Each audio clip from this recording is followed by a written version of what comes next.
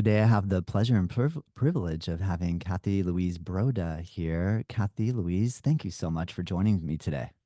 Thank you. Thank you for inviting me. I'm excited to be here. Yeah, I'm excited to hear about your journey in the world of yoga and of some of you are listening, but here I can see you. And if you want to watch on YouTube, you have surfboards in the background, and Yeah, those are my and kids, not mine. they're not yours. Not mine. And you live on Oahu in Hawaii, On Oahu. correct? Amazing. Correct. Yes. Where Yes. on Oahu are you?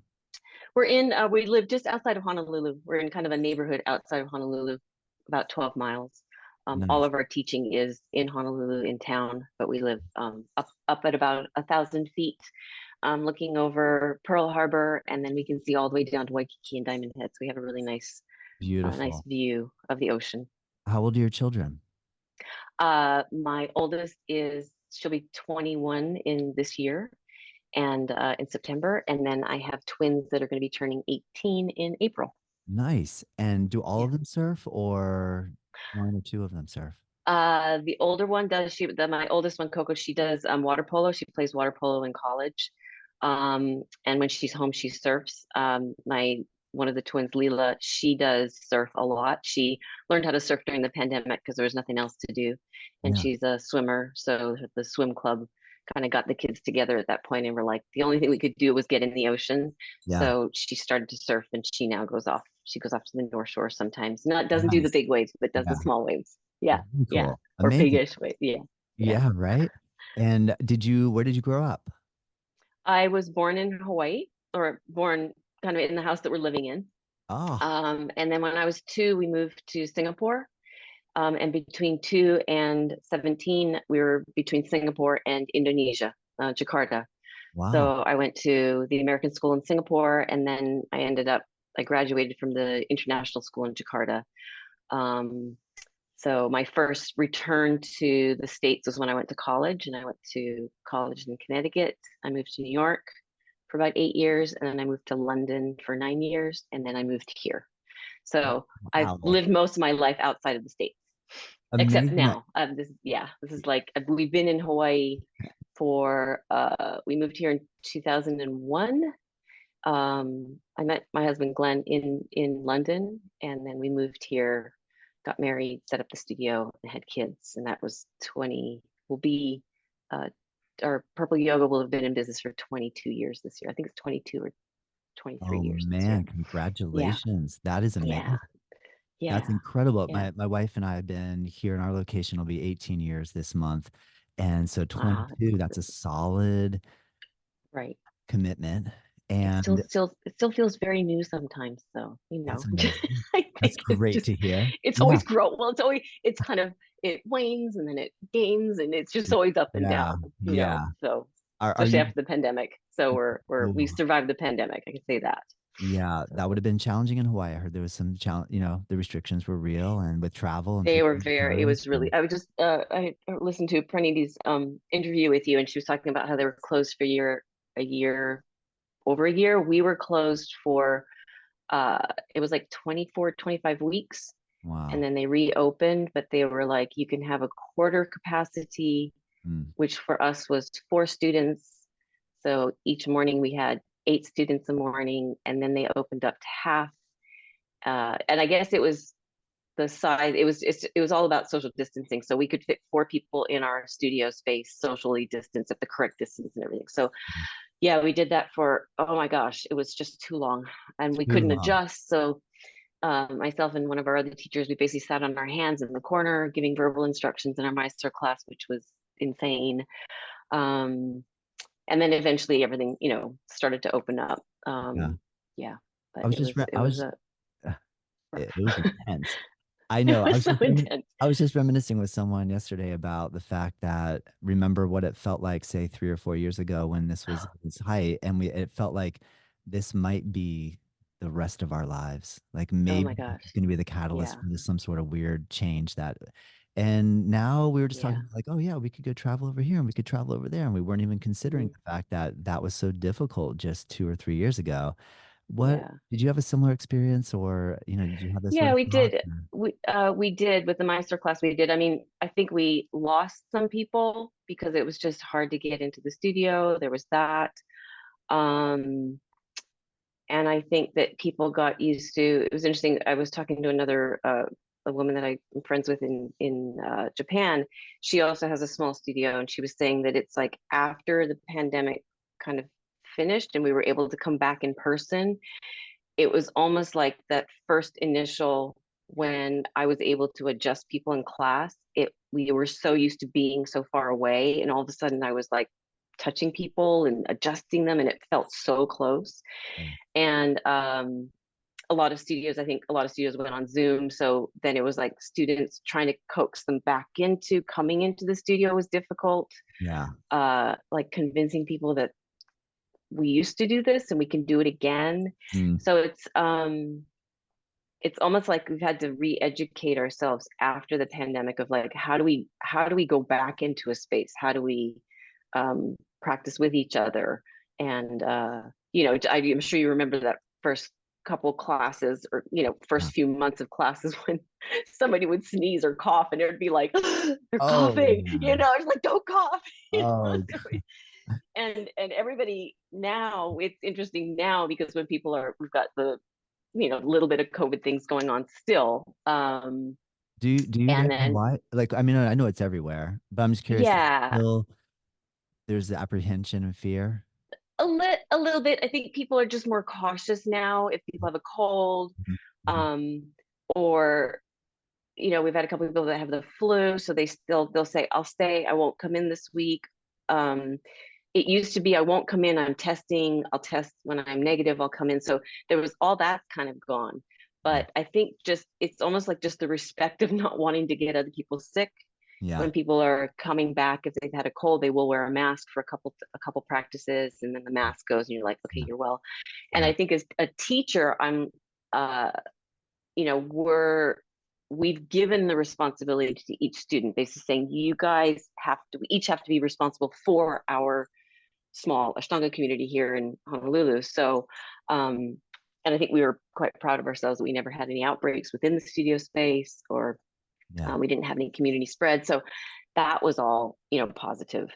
Um, yeah. So it's just re-educating, and I feel like we're coming to the place now where I don't think about it anymore. And I don't think people think about it much anymore, unless somebody's like hacking in the corner or Yeah. something, or they run outside and like, cough into their towel outside the door, kind of thing. So yeah, Yes. that's still happening. I think that's just a throwback to Oh man.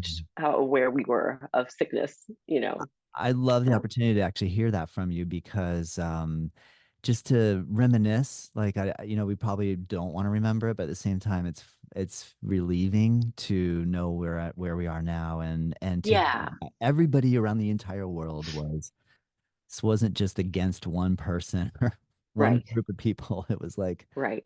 not everywhere, Everybody. Yeah, yeah. buddy. It Yeah. was, yeah, And we're yeah. still recovering in some sense, like you said, like a Right. PTSD almost of like, oh Oh, my God, totally. I Yeah. gotta, like Yeah. if I'm doing a massage and I feel like I have to cough, I'm like, oh no, oh no, Like what's suppressing. gonna happen? Like it's just like traumatizing, like in a sense, like I'm like coughing into my Yeah. shirt, and I'm like, I swear to gosh, I Sorry. coughed into my shirt. It I'm wasn't not my hand. I sick. promise you. I promise you. And I mean, Or coughing in your elbow. yeah, Yeah. Yeah. yeah, yeah. Yeah. Well, that's cool. What is your daily what do you do daily practice wise these days? So Well, actually, let me prac back up. How yeah, long have you yeah. been practicing yoga? When did you start? So I started yoga in 1991. I think it was 91. Nice. Um, no, I started teaching in 1991. I started practicing in 89. So I graduated from college in 87, and Uh-huh. I moved to New York, and I was just, my boyfriend at the time was doing something and I didn't want to do what he was doing. So I decided I walked into a yoga class, and that was my first class was with Beryl Bender Birch Oh, and her husband Tom. wow. Um, and I just fell in love with it. I loved it. So that was 89. And then Beryl started an apprenticeship program, and she just said, oh, you're interested in learning more about yoga. So, and I didn't think that I was going to ever teach. That's not what I wanted to do. So I did that, and then a couple years later, I ended up covering classes for her and then started my own classes and then just kind of took off from there. So that I was 24 when I started, Cool. and so I was working as a secretary in New York City. I was also trying to act, so I was auditioning here and there, and then eventually moved to London. And What was that then in, well, how did you go about that? You just so decided I you want to go to London? Yeah. my partner was English, and we were living in New York City, and then he wanted to move back to England, so I just followed him. Yeah. Um, and I was working. I worked at Laura Ashley for a while in Stratford because he was an actor as well. So he worked at the RSC, and so I was working at Laura Ashley, teaching some yoga classes to some of the actors in the company. And then we moved to London, and that in London is when I really started to do more teaching. And then I ended up meeting John Scott, um, and then what was it, 98, 99, he and Lucy were moving to Penzance, moving to Cornwall. They were leaving London. So Hamish Hendry, he came down from Scotland. I think he was in Scotland. He came down from Scotland, and he did the early morning session of Ashtanga Yoga London, and I took over the second session. So the two of us were teaching at Ashtanga Yoga London. Wow. Um, That and must have been an then amazing time, I'm thinking, right? Because yoga it was was, like yeah, just so yeah. booming and pumping at that. Yeah. It was, you know, our classes were packed, and it was, you know, there was a lot of people practicing Ashtanga, and then there was this, there were little pockets in London of different studios, and it was like everybody was just cycling through each other, supporting each other's classes. I would go to one other class in South London on the weekends. Their teachers were coming during the week, so it was this real cross pollination of Ashtanga community, people practicing, supporting each other. So that was really, it was a really, I miss that. I miss when we moved to Hawaii, I miss my friends the most Mm. from that time because it was just a really fun group of people. Um, It sounds like yeah, if you born in Hawaii, Singapore, and Jakarta, Indonesia, you lived like an island style lifestyle for most of your childhood. Although Jakarta, from what I understand, is a very busy city. So it maybe, is. Yeah, and I remember even visiting Honolulu once and thinking, I'm on an island? Like, how could I be in yeah, this big city and I'm on a Hawaiian island? yeah, So I know that it sounds like you already were accustomed to city life, but then yeah. New York and London, some of the most vibrant cities in the world, we could say. Was that all Yeah. very easy for you to transition from all those I different think, environments? yeah, I think because Jakarta, particularly Jakarta, was a big city growing up, very sprawling, and just the busyness of movement of what was going on, and also growing up in the 70s, it was in Indonesia. It was a very free time. Um, so I was used to public transportation, local transportation. So moving to New York was not that hard. Uh, and then moving to London, also having lived in New York for a number of years, wasn't hard. Coming here was interesting because I'd never really lived in Hawaii, Yeah. so it just felt very island and very island. You're like stuck on an island, and like I look out my window and I see the ocean every single day, and then you go an hour that way and there's the ocean, an hour that way it's just ocean all around, so you realize how small it is, but there's Yeah. still a big city. There's still, the bustle of Honolulu in Yeah. town. And there's still traffic. There's lots of traffic. Um, Yeah. There but is. I'm happy. I think after now having three kids, I'm very happy that we could have, Glenn and I could have very easily probably stayed in London. I think having kids in London would have been more challenging. And then coming here, we had the support of my parents, just having family around. Yeah. So it was a good move that we're happy that we're here and we brought the Yeah. kids up here. Yeah, That's so yeah, cool. Have yeah, you ever succumbed to rock fever you know what I mean? Like I remember I lived on Maui for a year when I was 18 and or 19 and people yeah, said you'll get rock fever and I'm like, "Come on, I'm in Hawaii. Are you kidding me? How can I ever yeah, tire of this like awesome yeah, waves and wind and everything?" But hmm, I do know what you're talking about. Like yeah, if you had beef with somebody, you couldn't escape it in a way that, No, like it's no, so you got to really maintain your relationships. And I mean, I didn't have that type yeah, of situation, but also not being local, I found that the localism was intense. And so I was not yeah, welcome in a lot of situations. So I found that, and the challenge of just affording to live in Hawaii yeah, was yeah. like It is expensive kind here. of pushed me Yeah, off, and yeah. what do you find being a yoga teacher living and working in Hawaii? It's challenging Break because it the down. because we're dealing with big city, like having a studio in the city was expensive, and we're the house that I'm in right now is my parents' house, and that's how we were able to be here. So because we moved in, my mom and dad moved to the Big Island, and so we are here. We were able to then go and rent a space to have our studio space. Um, it's the when people I think people have this idea that Hawaii coming to Hawaii is very fantastic and beautiful, and it is beautiful, but the cost of living is super high. Yeah. It's super high. So, and I think as a yoga teacher, our life is quite simple, so Yeah. that makes it easy. And then our schedule, uh, we set up our studio in order to be able to support our family. In order, somebody was always going to be home. Yes. Somebody was always going to be able to either drop the kids off and pick them up. Yeah. And we're in this place now, this transition now, where the twins are going to be graduating in May. And Glenn and I our house is quite big. My mom and dad's house is quite big. And we're kind of looking at each other like, what are we going to do now? Because we're just going to be two of us and a cat, maybe. So we're just like, what are we going to do? So it's a whole transition. And it is, uh, I think we've had a number of people who have like contacted us. I'm moving to Hawaii. I want to be a yoga teacher, and do you have any classes that I can sub, or that kind of. I'm sure you get those emails as well of Yeah. people that are looking for work, Yeah. and I'm always like, oh, it's really hard here. Like it's just so hard. Are you sure it's beautiful? But are you sure you want to move here? Because it's if you don't have your support network of Yeah. people who are like family. For me it was family. Yeah. I don't know how people do it. Yeah. And all we do is yoga. We just that's what we do. So Yeah. that's how we make our living. So Do you get yeah. people asking you that question like, okay, well, what other job do you do? And you're like, no, this is And this is actually it. how we This do is it. it. And But like, there's they're like, always that proviso of like, this is it, and I live in my really? mom and dad's Yeah. house.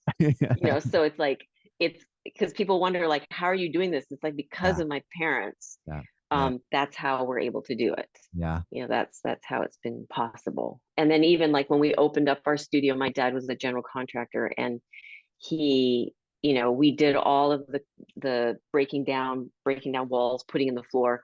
Glenn and I and my dad did all of that ourselves. Yeah. So my dad would like set something up and say, okay, I want you guys to do this, this, and this, and set up the floor. And we would start, and he'd come in and kind of advise us. So we learned how to set up a studio. I had my mom and dad had their own business, so they were a good model for me of like, okay, my mom and dad run a business, we're going to run a business. This is how we did it. So I had that kind of That's backup cool. That makes from sense. my family to be able to do that. If we were living in London and we were doing this, it would be probably possible because the population is bigger there. Mm. So there's more people doing yoga. That's the other thing in Honolulu. There are so many other things to do. You can surf, you can run, you can bike, hike, paddle. There's all these other things that people do, and there's also a very big martial arts community. So um, people do a lot of other things, and yoga is just one of those things. So it's whereas New York and London, I think there was just uh, Good more point. people wanting to find something, and that something was yoga. Yeah, That makes sense. yeah, And you yeah. are an Ashtanga yoga practitioner and teacher. Yes, yes, And yeah. did you learn traditional style Ashtanga from Beryl Bender Birch? I did. She was doing at that point in late 80s. She was doing what she called power yoga. Um, because she said that I think she was saying that it's like saying Ashtanga yoga was just like kind of too strange sounding, so she started calling it power yoga. She had the Hard and the Soft Institute, Yoga Institute. So we, I, I don't know if I formally knew I was doing Ashtanga until later. Gotcha. Um, and Yeah. then also during that time, I started practicing a couple years in. I started practicing with David Life and Sharon Gannon of Jiva Mukti, and they were also Ashtanga teachers, and they were just beginning the creation of what Jiva Mukti style was. Mm. So I would go to the Jiva Mukti classes on the weekends, and then in the back room, David and Sharon would do Mysore classes during the week. So sometimes I would go to their Mysore classes. Um, I was practicing with Beryl, doing some Jivamukti style, but I think at that point I didn't. It was just yoga. I didn't know what it was So per se. cool. It Yeah. didn't have a name. Yeah. Um, and then When yeah, did so I think that yeah. when did you realize Ashtanga yoga? New York City? Uh, in New York City, I think Yeah. it was in the early '90s. Patabi Joyce was hosted by Jiva Mukti by David and Sharon, and David was like, "There's this guy. He's coming from India. He's like the original guy of Ashtanga of the Mysore style, and you guys all need to come."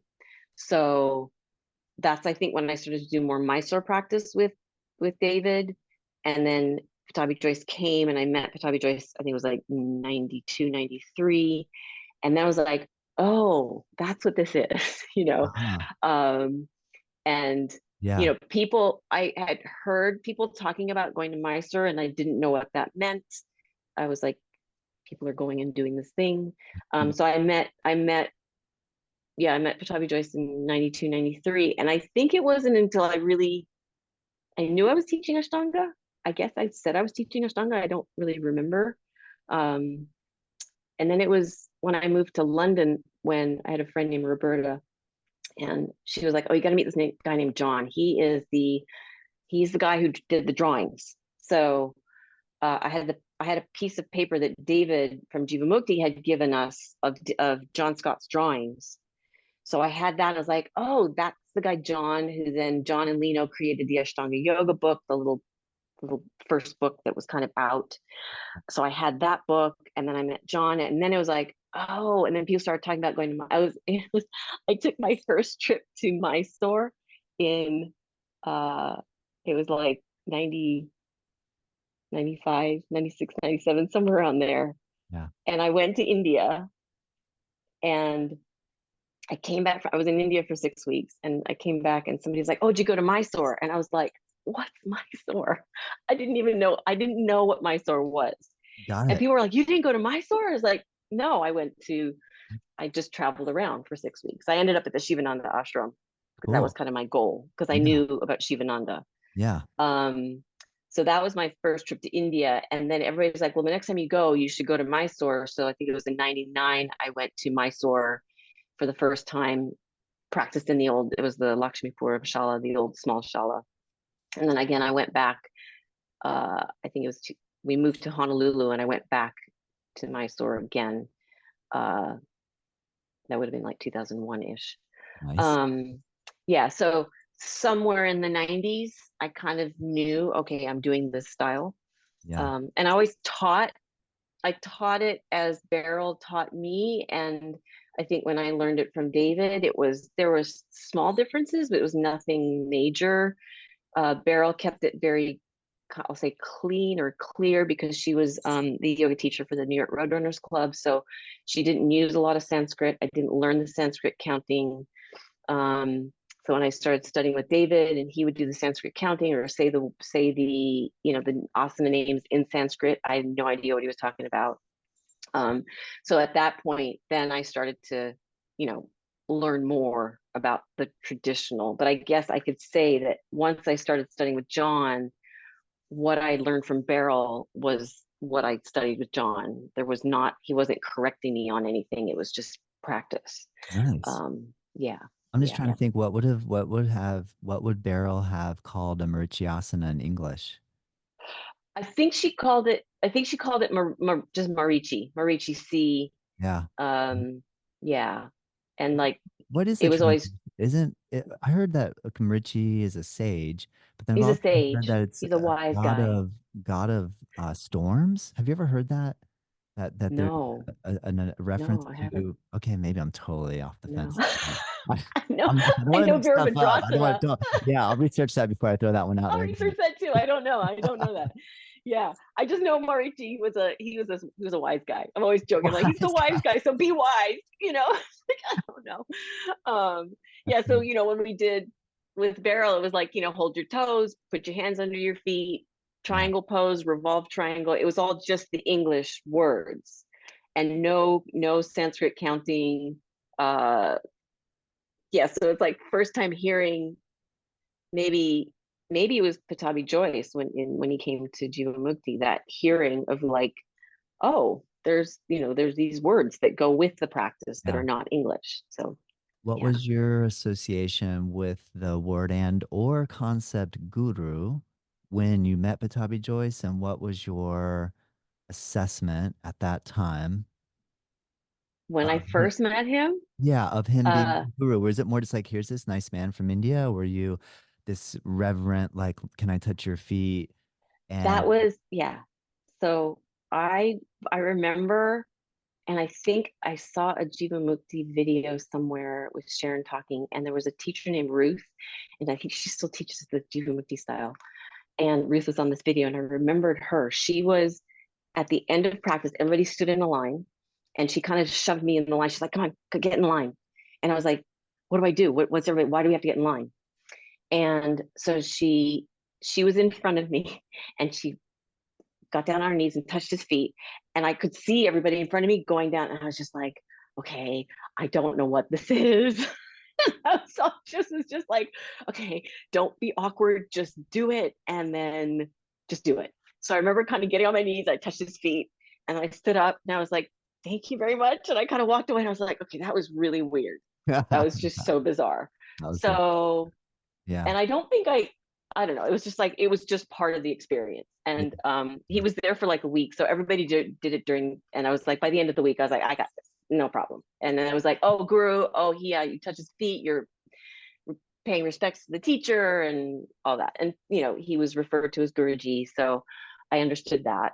Um, and and then it was when my first trip to Mysore, and I saw it was the space was tiny, and there was a staircase going up that people would go up to the top floor to do closing sequence. So you would sit on the stairs waiting, peering through this window to wait your turn to go into the room.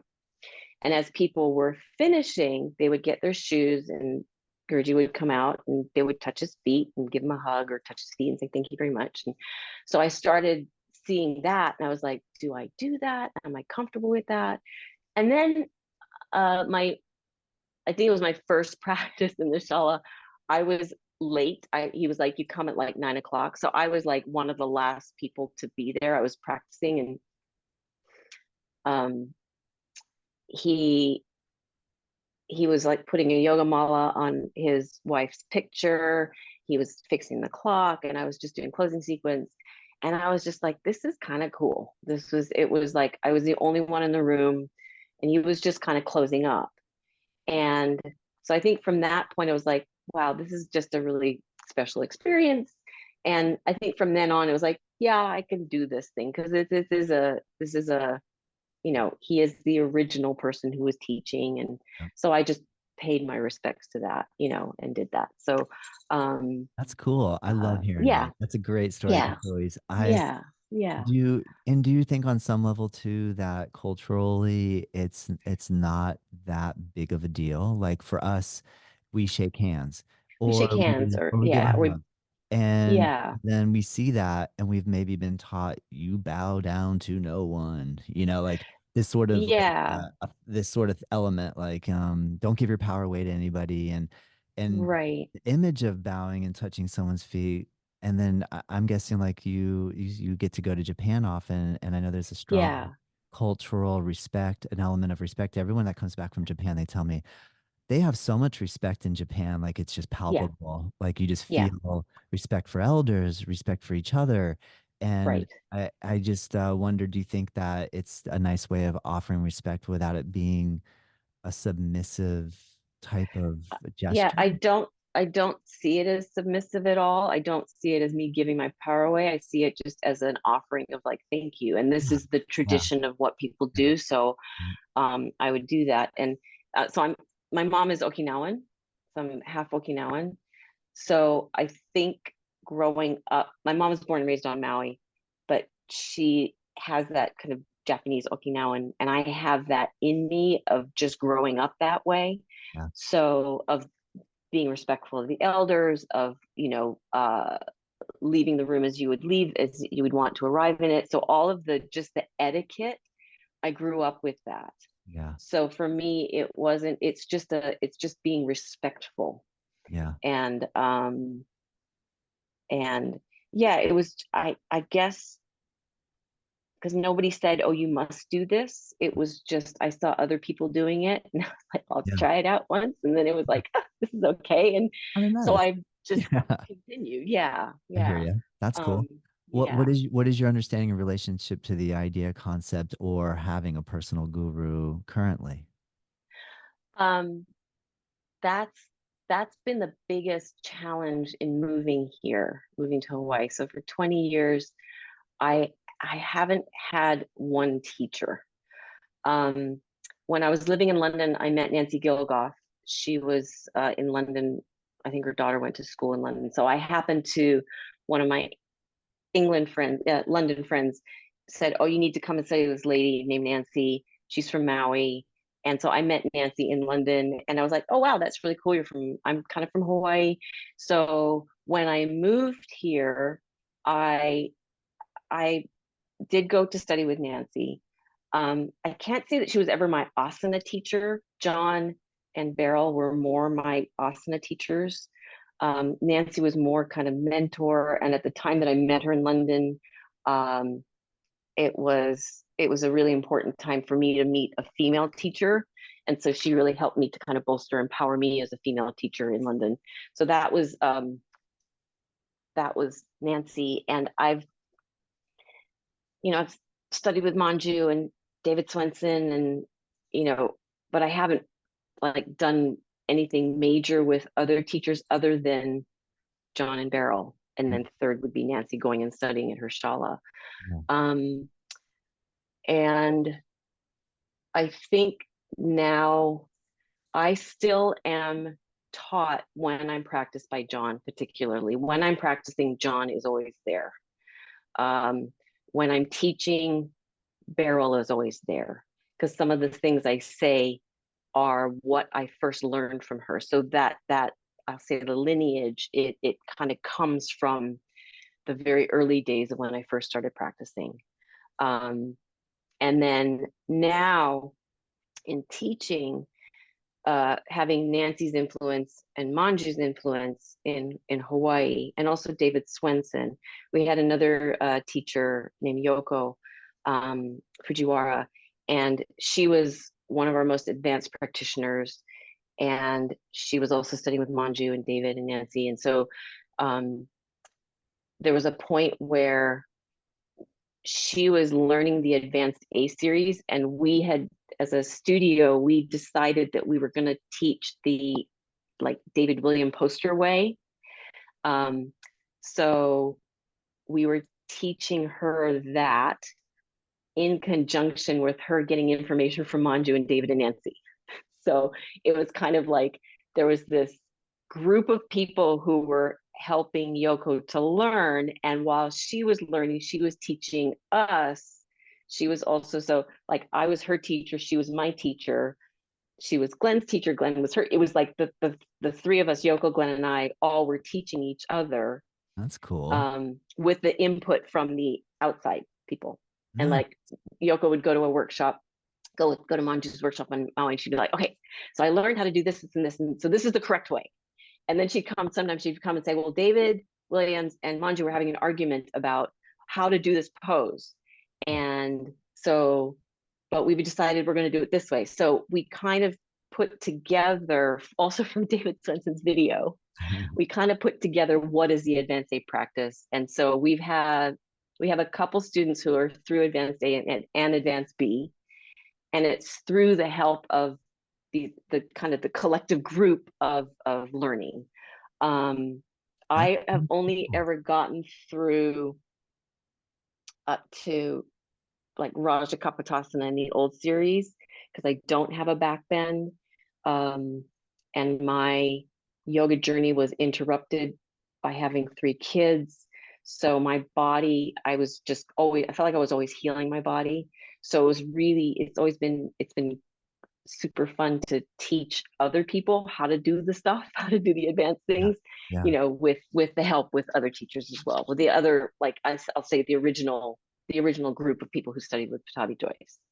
Yeah, That is a really amazing yeah, breakdown of yeah, how you've come to. I feel like, well, in relation to my question, you answered it perfectly, or in a really great way, because I'm curious about your relationship to the idea or having like a single teacher, but it sounds to me like you have like a collective guru, or yeah, like a yeah. collection of input from multiple sources that are all Right, in conjunction with one another. So it's like a consortium, like you're getting feedback, and then people are hashing this idea out, and I love right. that. That's a beautiful I thing. think I think it might have been Yoko, might have been another friend of mine that had gone to one of the confluences in California Yeah.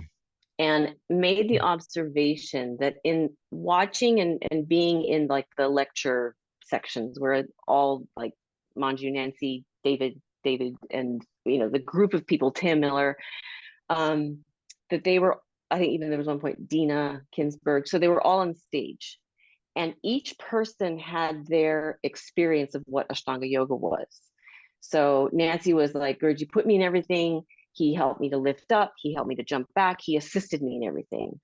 Um, uh, you know, Other teachers had different experiences. I think David Swenson is more kind of jovial with Patabi Joyce. So in this friend of mine had said, in seeing, say, 5 people on stage, you're seeing different sides of Patabi Joyce, different experiences. So that's why it's like there isn't one particular way, because we all take in the information and then we process that and we digest it and then we practice. So um, there are, as I said earlier, that there are influences that Beryl gave me and that John gave me that are very, very solid and inside me and strong. And those things still guide me in my own practice. There are things that Beryl would, I can think of a couple of things that maybe Beryl said that, and John in particular, that don't work because I have a different body shape. So I've had to figure out how to do, say, Pashasana, Marchasana, C and D, Pavrita Parshvakonasana, all the twists, because I have a longer torso because I'm half Okinawan. So from my experience, I then share my information with my students. And my husband Glenn, he's tall, he's 6'2" ish, Caucasian, so he has longer limbs, longer torso. So between the two of us, um, I can teach all the Japanese Asian people. He's good with the Caucasian people. I understand the Caucasian people, and I'm jealous of them because they got long limbs, and I don't have that. Um, so it's this combination of Yeah. practice and experience. And so it was something that Praniti said as well that I really loved in your podcast, your interview with her, was that we, after a time, sorry, I'm talking a lot. No, I She want you said to talk. that too. Don't stop. She said too, Don't stop. after a This is short great. time, well, not after a short time, say after 10 years of practicing, if you don't know what you're doing or you don't have a clue as to what you can do and how you can practice yourself, um, then I don't know that your teacher has taught you Mm, enough to be self-sufficient. So we have some students. I'm thinking of one student in particular, Lisa. She's been practicing with us since we first opened, so over 20 years. Um, she's gone through a whole bunch of different things. She's 20 years older, and she a while ago, had lots of stuff going on, and then she's rebuilding her practice. And there was a point where I was like, oh my God, you're never going to do second series again, never going to put your foot behind your head again. And she slowly has been working through her practice. And sometimes she'll go to Navasana, start second series. Sometimes she'll go to Janu Shishasana and start second series. Sometimes she'll do all of primary and just do a little bit, but she knows what her body needs. And me as a teacher, I'm guiding her to say, okay, let's try this a little bit to see if we can get like a half an inch more in your waist in order to get that twist or whatever. But I'm not like teaching her, you must do it this way. That's long gone. She's already got that information. Yeah. So I think that the longer you practice, the more it's the student, especially in a Mysore practice, it is the student's responsibility to take the information that the teacher's giving, process it, work it out, and then figure out how it works for you. Mm. And so like I always have those few people in my head, my teachers in my head telling me, Cathy Louise, do this, do that. Those things have worked for me. The stuff that doesn't work for me, I've had to figure out on my own. And then now I'm saying, I would like you to do it this way because this is my experience. Yeah. So, and if it doesn't work, then I have 5 other ways that we can do it. And one of those ways might stick, or you might discover your own way and then tell me what you're doing so that I can learn from you. So then it's a collaboration, the student and the teacher, especially for the longtime practitioners. Um, when Yes. you get a new student, it's fun because you kind of get the you got I don't know, doesn't sound like I'm not trying to put somebody down or hold them down, but you get to mold them into the way that you practice, the way that you teach. My Yeah. husband and I kind of joke that we have a purple way. We have a purple way of practicing. I love that. And some there are some people when they come in from wherever around the world and they'll visit and they're practicing a Tim Miller way or they're practicing a Tokyo way, you know. So we can see the different practices. And then so we're just saying, try, do step this way first and then do this. So then we're just adding a little bit of purple in there, right? We're just Mm. adding a little bit of our style in there. And so that it becomes a collaboration of many influences. And of course, I have my my main influence is that I started at 24. I had 3 kids. I'm now, childbearing is done. I'm in menopause. I'm going to be 60 in a couple years. And so that's my life experience of like, I can teach somebody at all these different stages appropriately. Mm. So I'm not going to teach a 58-year-old practice to a 24-year-old. A 24-year-old, I'm going to say, you should be jumping back. Yeah. Don't Yeah. practice like me, you know. Uh-huh. Uh-huh. I'm like, yeah. Don't come to Um, me. Yeah. yeah, yeah, I mean, yeah. at So least it's just, enjoy your youth, right? Like, isn't that kind of yeah. you look Oh back my to when you God, were it's so 24, awesome. you're like, Yeah. yeah, you had so much, we have so much energy, and you could just like, if you did get injured, it was like a 1 day injury, and the next day you're Yeah. back in, and Completely recover so yeah, fast. not And like a yeah. 6 week recovery for like a little tweaked knee or whatever. Yeah. That's Yeah. amazing, Yeah. Kathleen. Yeah. I love that you're Yeah. talking. Thank you for talking. I Yeah. love hearing these Yeah. stories. Is everything that you just shared with me, is that why you decided to stick with a method such as Ashtanga yoga as opposed to you went to Shivananda and you had this other India Yeah. yoga I, experience? So what I is it that think pulls you back into Ashtanga for so long? Well, I think that Ashtanga was my first experience, and I did Shivananda just for a short time, and I did it in London because it was just like right around the corner from where I was living, and it was just cold. You know, Yeah. you do a Apollo pose and you lie down, and then you do another pose and you lie down. I'd be like, oh, it's just so cold. So, and then I tried Iyengar yoga, and I'm more energetic. And so it was like you Yeah. do a pose and then you have to go get some props and then come back and do another pose. And that was just drove me insane. So I've always kind of come back to, I actually don't think I've ever left Ashtanga. I've always just stuck with Ashtanga and then I've tried other things. Yeah. Yeah. Um, and for a short time, I was teaching vinyasa classes because I also like to kind of break out and do other things. But in my own practice, it's mainly just Ashtanga. And then I think what has happened and what I've seen is that Ashtanga has very much supported my whole life. Um, my practice kind of put my body back together after having a kid, after having a first kid. Um, I healed. I had a miscarriage in between the first. My first daughter had a miscarriage, and I had the twin. So practice after the miscarriage was all about okay, just come back into your center, heal your body. after the twins, my body was just devastated. I was huge, and I was like, I'm never going to get anything back. And then over time, it all kind of came back. So for me, the practice has been a way to heal. And then going through perimenopause, all the craziness of hormones, um, the practice again supported me through that phase of my life.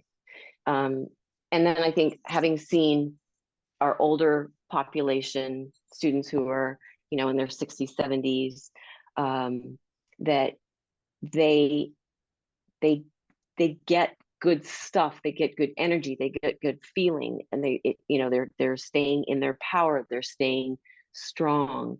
Um, to so being able to see that's where I'm going, and that's where I want to keep doing this practice, because I can see that it can support anybody if you're doing it, again, if you're doing it appropriately, if you're doing it for the right, at the right pace, at the right, and that's what the guru is for. That's what the teacher is for, that we are able to identify um somebody where they're at, and then teach them appropriately. And it could be like somebody in their mid 40s is, things are becoming more difficult, but then there's like a burst of energy. So like if you've got that burst of energy, use it. Don't just pay attention to where you are, teaching the students to pay attention where they are and practice appropriately, practice well, you know. Yeah. Um, Yeah. yeah. So it's kind That's, of no, I yeah, love it. yeah, Amazing.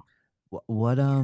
I just recently read a book called Untangled, which is by Lisa Damore. She's a psychologist who I think it's the subtitle of the text is navigating raising teenage girls through the 7 stages of maturation. So basically just like a wonderful book. I have a 10-year-old daughter, so I figured let me get a little jump on this. Let me like get a little bit of information to get ready for what it's going to be like to raise a teenage daughter. I have a 17-year-old Yeah, son, and that's been amazing. yeah. And women are just incredible, and just I'm trying to learn as much as I can. What what type of advice can you lend the husbands or the men of the world that are with, we're in our 50s, and, what can we do to be a little more supportive of the menopause process? Menopause. Uh, just hang in there with the woman. Just hang in there. I remember telling my husband that I understood why couples got divorced in their 50s, or, late 40s, 50s. I can see why, because what a woman's body mind goes through is so insane. Um, and I think I'm learning more about it now. There's a whole menopause hormone replacement therapy movement, which didn't really exist. Hormone HRT, when I was going through it, was kind of like taboo. There was a lot of myth like, oh, it's going to give you cancer and it's really bad for you, and you should just do natural. And so I didn't ever really look into it now. And I kind of wish that I'd known about it, because for me, menopause was really, really challenging. Mentally, it was very, very challenging.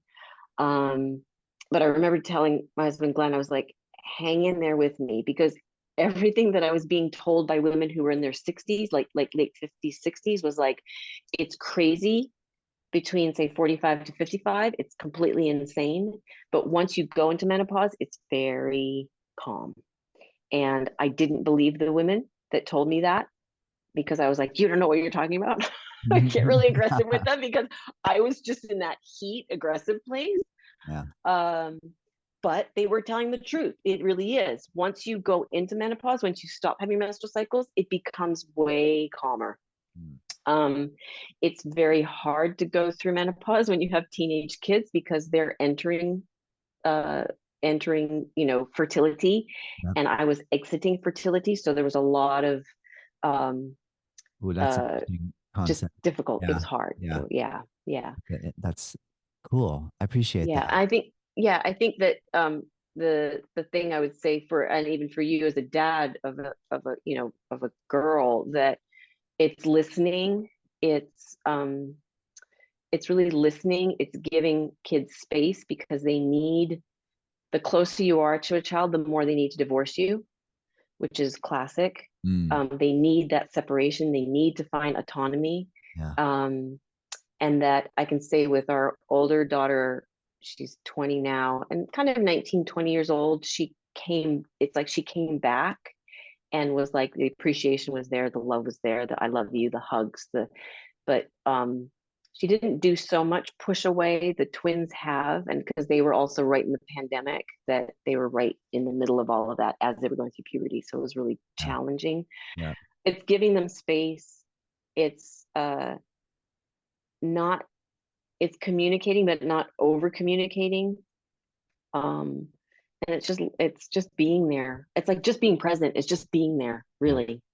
Um, Kind of sounds yeah. like a yoga practice, like when you're getting a little older and Yeah. you're doing Ashtanga and you're like, oh Yeah. my God, this is like, I'm in so much pain. Like, should I still be Yeah. doing this? And so Yeah. the fact that you're saying just listen and be Just present listen. and Yeah. keep with it, Yeah. don't give up. Like, don't, not Right. thinking of Right. giving up, but you know what I mean? Like, Right. And it's like mm, trusting. It's like also, yeah, with even Ashtanga with parenting, it's like trusting the process. mm, It's just trusting. yeah, And then also when it's difficult, practice child rearing, teenagers, when it's difficult, reaching out to other people who are in the same space as you. So you know you're not alone, mm, you know. good point. Um, Good it's advice. it's one of the things that I've done kind of very purposely in the last couple of years of really talking with women, getting together with other women who are around my age or maybe a little bit younger, a little bit older, but just getting together and talking and being and knowing that sharing our information, sharing what's going on, sharing how we're feeling hormonally, physically, because there's so much physical stuff that changes when you go through perimenopause, menopause, and just having that, um, having somebody around that can you can confide in, that will hold your that will hold that you trust to be able to share information with. And I would say probably the same thing for dads as well. It's like it's just being able to find somebody that you can confide in, whether it's a Yeah, best friend, your yeah, a brother, a dad, whatever it is, you know. yeah, Because we've seen it so many times in other, you know, with other people who have older kids. Um, when we look back at a couple of friends who had kids who were maybe 10 years older than ours, and the things that they were talking about were like, oh my God, that sounds terrible. yeah. And then when you're in it, you're like, oh God, This is that's what what they're they were talking going about. through, you know. And then now we're on the other side of it, like, oh, okay, whew, you know, you know. So it's just phases. It's just Yeah. phases, and It's, it feels like forever, but it's not. yeah. It's not. What about you guys seem to be approaching the empty nest potential here. Are you Yeah. both navigating that in a way where you're seeing optimism, or are you starting to mourn, like, what are we going to do when the house is quiet and we've already taught all our yoga classes for today? And like, Right. I think our oldest daughter, Coco, she seems to be more worried about, are you guys gonna be okay? Are you guys gonna be fine? We're like, we're gonna yeah, be fine. yeah, don't worry I about us. think We will it'll be be really just fine. We'll be fine. really We're fine. gonna, But yeah. we've been doing things, we've been doing little things like we've started cooking together more. Glenn and I, we used to be like, I would make dinner, you know, I'd cook and then he would make dinner, or, you know, I'd have 3 days, he would have 3 days, and we would get takeout before the seventh day, whatever, you know. We're doing more cooking together. We're doing more of like, what do we want to eat, as opposed to we got to make a meal for the family. It's a family. We always have family dinner every night, but it's much more like, what do we want to do?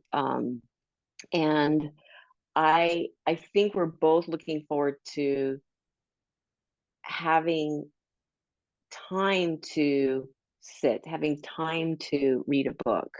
Um, and then there's always going to be in the back of the, you know, there's, because it happened with our first daughter, there's always a phone call, there's always like FaceTime, so it's not like they're completely gone, and then really they're gone for like 3 months, and then they come back for Christmas, and then they go away, and then they're back for Christmas, they're back for summer. So it's not like they're completely gone, they're just gone for short times. Yeah. um but Well, we've I'm we're planning some little trips, we're planning to do some, we're talking about, well, when the kids aren't here, we can maybe do a workshop, or we'll have time to do a workshop, or mm, you know, just yeah, we talk a lot about it together. We have been talking a lot about it, just thinking about what do we want to do.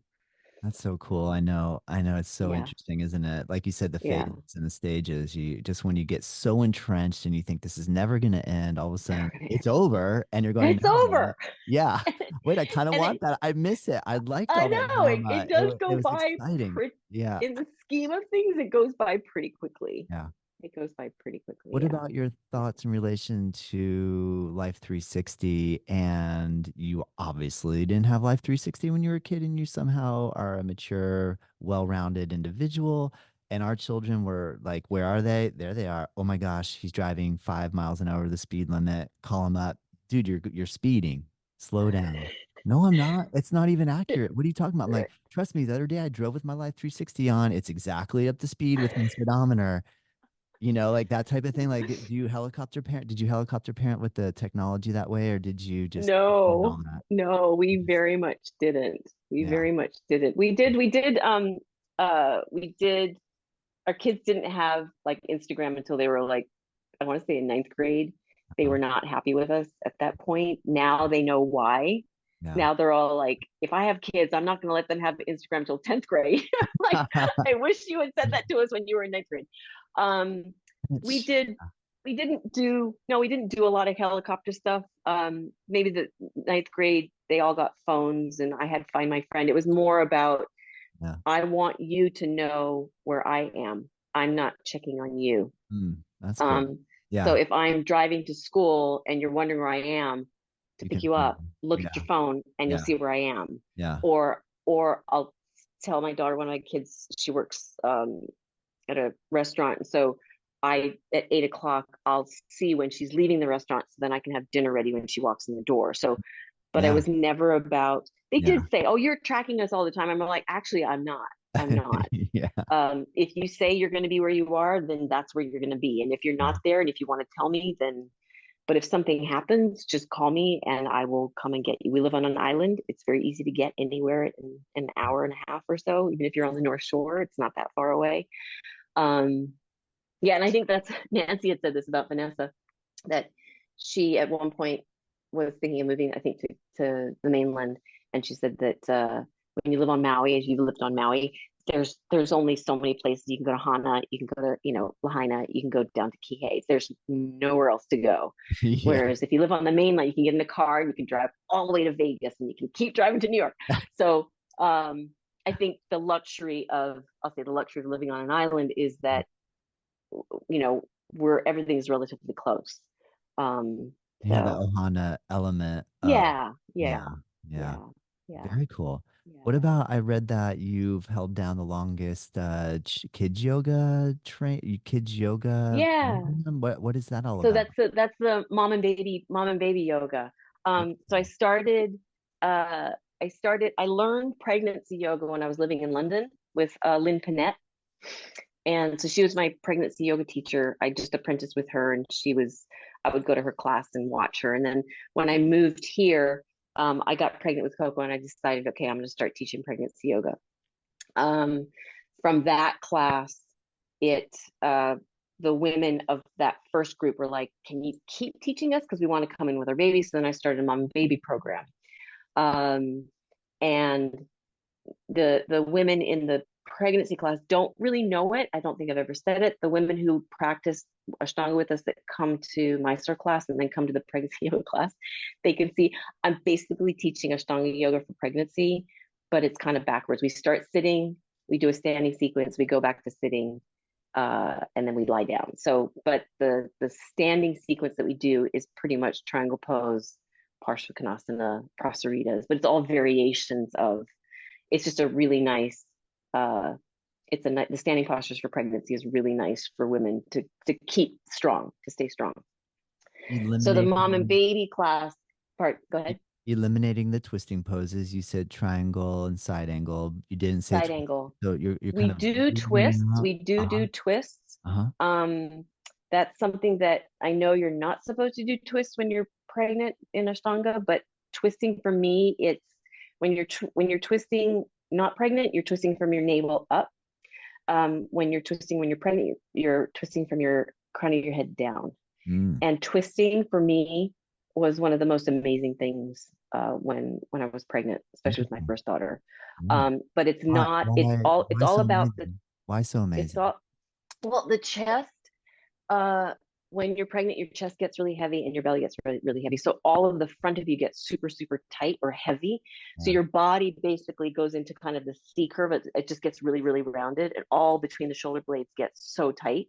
Yeah. Um, so anything back bendy or remotely twisty feels really, really good. Yeah. So That makes the sense. twists in um, that I teach the Ashtanga women, and then in the pregnancy class, it's all to do with rib cage up to try and move between the shoulder blades. It's not not trying to manipulate the belly at all. No. And you kind of like when you do a twist, you let your hips do whatever you want. They're not you're not trying to keep them square. One hip's going to drop down. I really don't care about that. I'm really just focusing on what's happening with the rib cage up to the crown of your head, particularly across the center of the chest, across the shoulder, um, and then that feeds into the mom and baby class, because then you're breastfeeding or bottle feeding and you're carrying a baby, and it's all about this. It's all really that rounded spine with the head falling forward. So we do a lot of stuff with the babies, but it's all about that opening chest, opening heart, creating, um, going back, trying to find your core strength. um, yeah, That's so and I think the mom and baby class is super fun, because I'm, again, like I was saying, I wouldn't be a great Shivananda practitioner because I'm too too high strung probably. So I've seen mom and baby like videos, and I understand everybody's always like, why don't you do a video? And I'm like, it's just way too hard, because the class that I'm teaching, it's so dynamic. We're moving the babies around a lot, and for me, it's all about safety, because I've seen some classes where, like, hold the baby and hum to the baby and then bring them over here. And I'm like, oh my God, it's like, I just want to move. So we basically move with the babies for about 35 to 40 minutes. Um, and it's for me, the class is really about empowering women to know that you can move a baby front to back, up and down, and they're only going to get stronger. And I feel like, and I've said this so many times over the years, that we have to build our confidence in being able to move our body with our babies.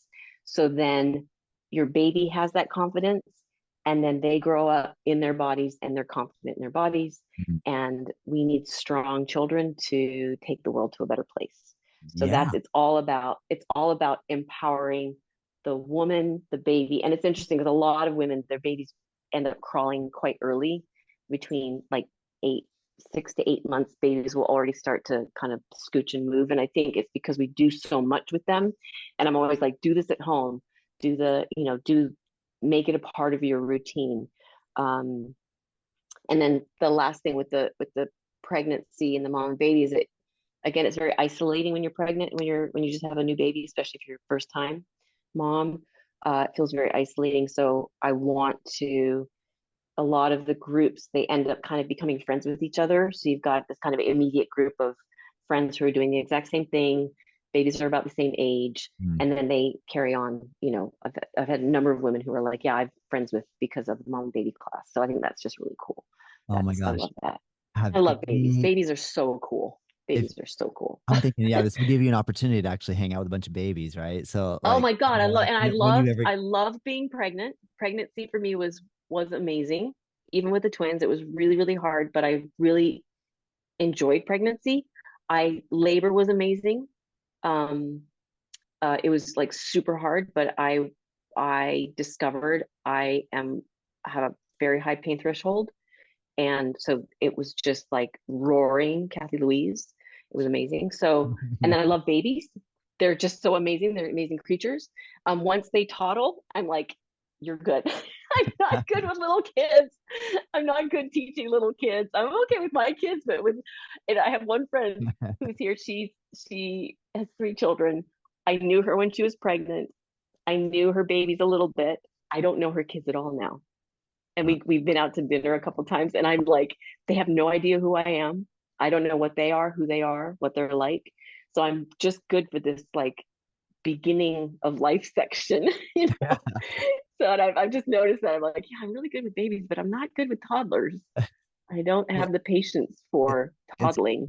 it's good to know our strengths, and I like the way you were kind of Yeah, between the way you and Glenn work together in relation to yeah, understanding yeah, different anatomical setups and the way you guys work yeah, together. So you're like, look, I'll hold down this, and then when it gets to the toddler yeah, phase, you're gonna have to go elsewhere. Yeah, yeah, yeah, yeah. seek And it's assistance. yeah, Yeah. it's like yes, yeah. Have you had And that's any? Have you had anybody that you worked with, say 22 or 20 years ago, that has had children, that has now had children? Have you had any third generational? no, no, not Yeah, I yet. was just curious because when No, you've been doing this for so long, you've been teaching 30 right. plus years, you've been holding down a studio 20 plus Well, years. I just thought my perhaps you yeah. have this like triple generation element coming through, but Yeah, I'm well, sure I have it's my coming. daughter Coco Yeah, started practicing with me when she's here, yeah. and Oh, that's really cool. that's cool. Um, she Nice. we never made the kids do yoga because they were Yeah. swimmers. My daughter Miley does aerial acrobatics. Um, so we never kind of said, "Oh, you got to come do yoga with us." So when Coco We take the came, same approach. yeah, we're weird enough. I'm like, I'm already a weird parent. I don't need to say, and now you got to come do yoga with me. I mean, that's just way too weird. So like, just do your thing. So when like Coco told me, she's like, Mom, can I come to yoga with you? And I'm like, sure. And inside, I'm like, oh my God, she wants to do yoga with me. I was so happy. Oh, Um, yeah. and I'm introducing him. This is my daughter Coco, and I'm so proud. She's got an amazing back then. So that was just really nice. That was really nice that she wanted to come. And she goes, yeah, I do some yoga at night. I do stretching and and then she goes, she teaches her coach at school knew that Glenn and I were yoga teachers. So Coco was like, by default, she was like, well, you're going to teach the yoga class to the team. And she's like, okay. So she would call me up. She's like, Mom, what do I do? And I'm going to do the sequence. And so we would go through so she's worked out a sequence that she teaches her water polo team all Oh, about shoulder cool. stretching and stuff. So it Nice. it, it kind of has come around. But in terms of people who have had kids who have come to class, no, we haven't had, or haven't had second generation, third Yeah. generation Yeah. students yet. Yeah. Not yet. It's got Not to be yet. coming. I'm sure you guys are going to be still It's kicking another yeah. 60 years doing this, right? That's a good chance. Yeah. Yeah. Yeah. Right? We're gonna yeah, Yes. it's all of our dreams of like, yeah, we'll go and travel. I mean, we've got Miley and Leela will be in school, they're going off to college in the fall, and then Coco will be a senior. So we've got 1 year where they're all gonna be in school, and then it's gonna be, you know, we're gonna keep going until the twins are out of college Yeah. Yeah. um and then Yeah. I love what I do. So I hear ya. um yeah, That's I don't want to do awesome. anything else. Yeah. Oh, Yeah. Cathy Louise, what a pleasure. You are Oh, really? really fun to talk to. You're just very relaxed and natural. It's been so informative. I learned a lot. Thank I you. have pregnant students that come in. I feel like just the way you related the twisting from the bottom to the top, top down, that was Yeah. insightful for me. I can't wait to Yeah. share that information. I Yeah. Yeah, I just really enjoyed this. Thank you so much for You're taking time out welcome. of your day, and I can't wait to share this. Thank you, Praniti, for introducing Thank you, Pranita. you. Yes. Oh my That was goodness. really Thank you. amazing, and thanks for getting for connecting with me. I really appreciate Cathy Louise. Is there anything that Good. you want to close with? Is there any prayer, dream, wish, final Oh, farewell? Well, not I don't farewell. I mean, know. we can talk again in the future. I Yeah. mean, like we have Yeah. Zoom, so yeah. Yeah. Yeah. Um, oh, I don't know. I don't know. It's just the uh I mean, it's kind of it sounds so school marmish, like practice appropriately. But really it's like finding when you're practicing that uh something we haven't talked about, but there's so many times when people feel like they're doing the wrong thing or they can't do something, and then a modification is like, oh, if I do a modification, that's bad. I'm not worthy of this pose. And my whole thing is like, you have to practice a practice has to be sustainable. If you're trying to do something that somebody else is saying you should do, or something you did 10 years ago, it's not sustainable. And each year that we get older, you have to adjust the practice a little bit in order for it to then be able to sustain for another year, or you have an injury, or you have a kid, or something happens. So it's like finding a way to practice that is sustainable and joyful. That it's serious, but it's not like heavy serious. In our Meister class, we sometimes break out whenever anybody like stands up or drops back for the first time. It's everybody's like, yay! It's like we erupt because everybody's like, come on, you can do it. So finding the joy of practice as well, because it's already, especially Ashtanga, it's already a very strong practice. If you add in this level of seriousness that just becomes so heavy, it's like, why are you doing it if you're not finding joy, if you're not finding some happy at the end of it. So practice and be happy. There we go. Well said. I think I might have to make that the title of this episode. Practice and be Okay, happy. Yeah. practice and be happy. Yeah. Sage wisdom. Yeah. Yes. Thank you, Cathy. All right, well, thank you. So great. I will see you soon. Okay, see you soon. Bye.